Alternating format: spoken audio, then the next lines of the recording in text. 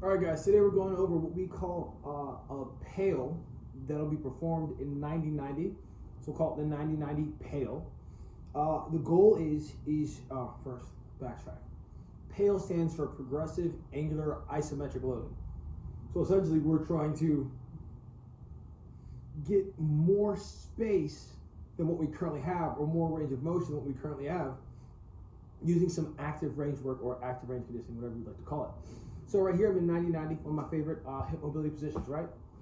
So I'm here, and external rotation of the hip would be here. Let's say I cap out right there, but I know I need or want more. So what I would then do is I would stack something underneath my knee. You could use yoga blocks. I could use my arm if I wanted to, but I don't want to, so I'm going to use the things I'm stacking against here. So I'm going to come down and crush here, and then lift off again. I'm going to slide closer, crush, lift off again. What I'm going to do now, for giggle's sake, I'm going to stack it real tall.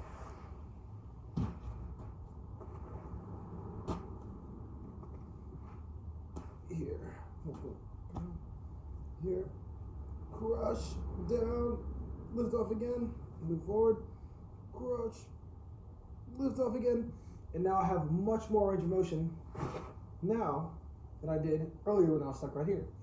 And this is done by a process called Co-inhibition, where essentially your body will allow more access into a given range by activating the muscles that do the opposite thing of what you're currently trying to do.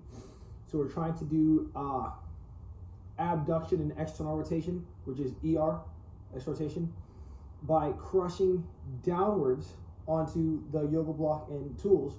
We're thus putting ourselves into adduction and internal rotation. So we activated those muscles and then went back into ER.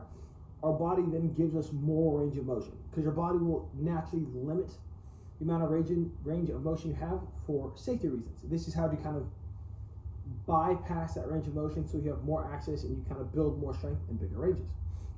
Let's talk about a different point you can use for 90-90. So here we just did a pail for ER. Now I can do a pail for IR. So here, that's, so you guys can see, almost cramped, didn't cramp, hold up. All right, so, oh man, I'm cramping, sorry guys. It's not going to go well. So, IR. That's the best I've got right there. Oh, maybe it's a couple inches off the ground. So, what I want to do now is stack this and that on there.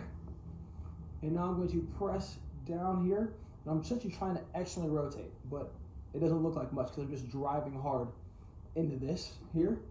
Now I'll lift off again. Even taller, crush again, lift, even taller, crush again. Oh, my glute's actually about to cramp, guys.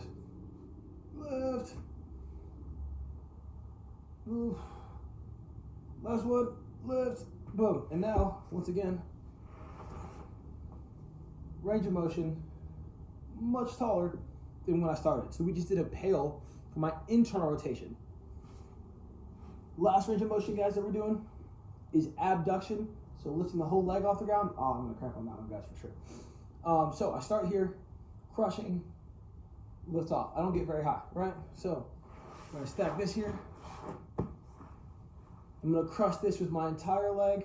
Woo-hoo. Trying to keep my leg as evenly as possible between the heel and the knee.